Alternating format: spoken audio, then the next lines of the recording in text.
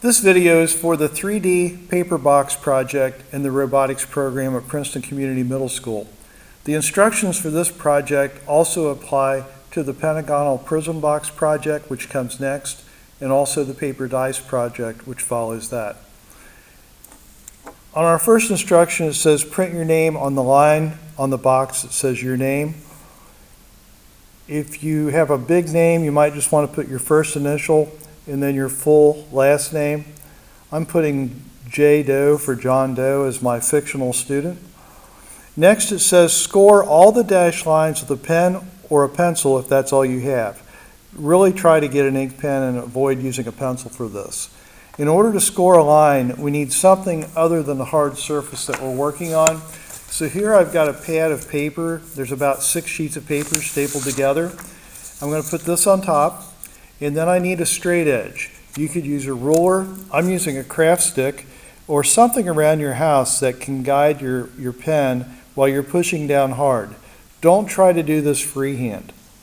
Also, since we're going to be cutting out the outline here, we can make our score marks go beyond the edge of the project.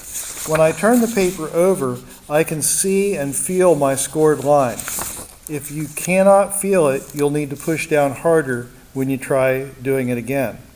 If you push too hard, you might end up going through the paper. So I usually just use 2 passes on each line while I'm pushing down hard.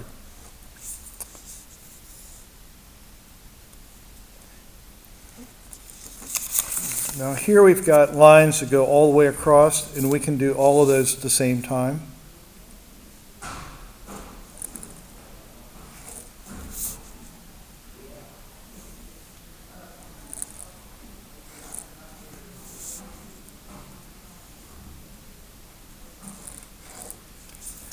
Looks like I've got one line that I missed right up here, so I'll get that one now. And I've pushed down pretty hard, so when I turn it over, I can feel and see all the lines from the back side. The next step, it says cut all of the solid lines with a pair of scissors. On this project, you want to be careful about cutting it, and these little pieces that stick out, these are called tabs. They're what we're going to glue to. So be careful you don't cut them off. If you do cut them off and you want to fix it, you can get clear tape and tape on it, and usually you can tape them back in place.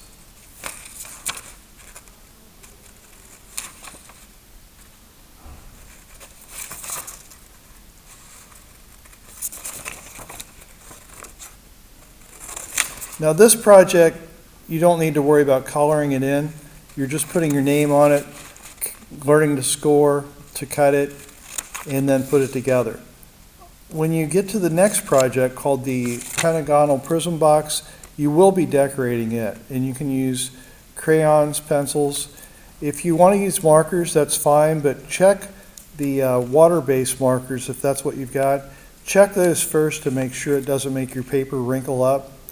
I know Crayola makes markers in their water base, and they make the paper look pretty bad. Permanent markers work fine. Just make sure they don't bleed through onto furniture or wherever you're working.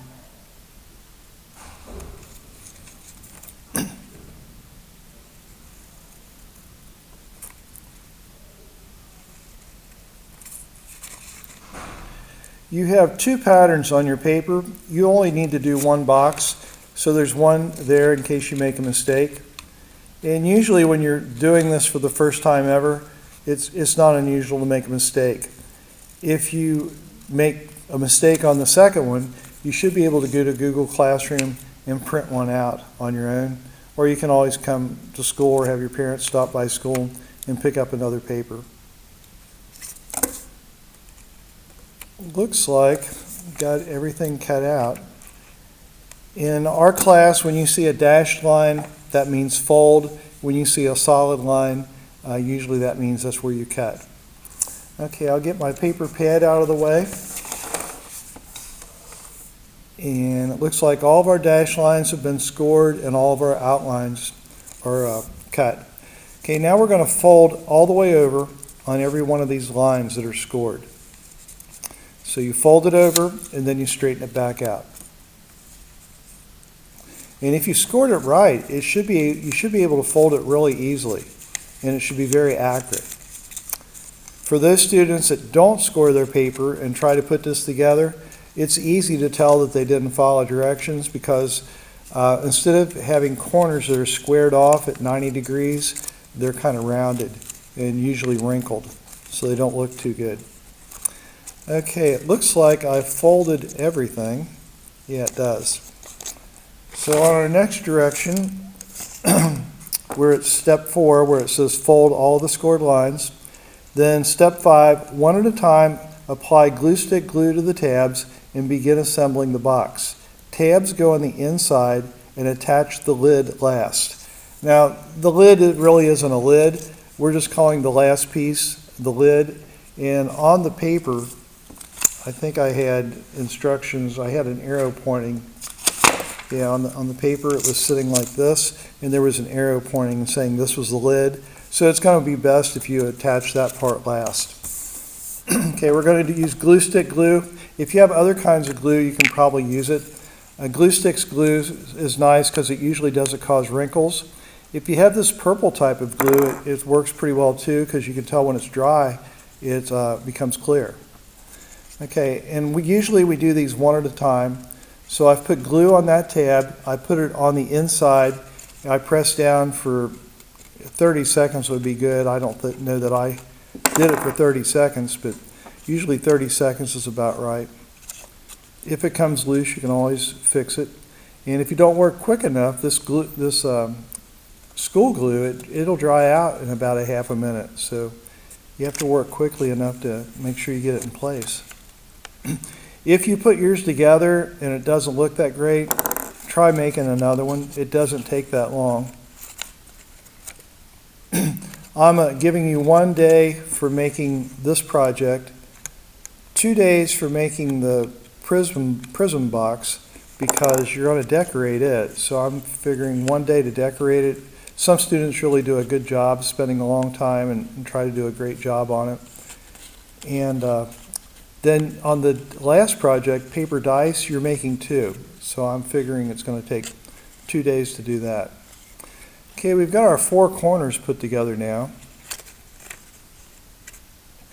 Now this one's tricky because you're not able to squeeze the lid on. So we're just going to have to get everything in place and try to put it together. These tabs should be up a little bit. So I'm going to try to quickly put the glue on all the tabs.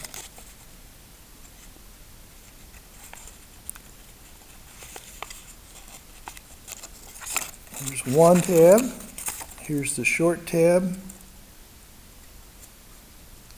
And here's the other long tab. And then we're going to go back and look at the first one and make sure the glue hasn't dried out too much. Okay, all the tabs are up, so when I bring the lid down, they're going to go down against the tabs. And that little bit of pressure of the tabs being upward should be able to push against the lid and make contact. And you kind of have to hold it, squeeze it a little bit until it's dry. And when you make the prism box, you want to color it before you put it together because as you can tell, if I were coloring this one in, it would be really hard to do once it's glued together. Now one of the tricks of this project is getting them back to school without them being squished.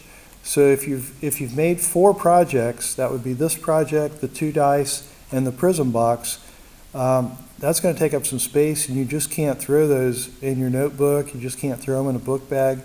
So you might find a small box that would hold all of them, put them in the box and bring it to school that way. Or if you can't do that, just be really careful trying to bring them back so they don't get squished flat. All right, that's basically how you make one of these paper boxes, and you've got several of them to work on during your remote week. That's all.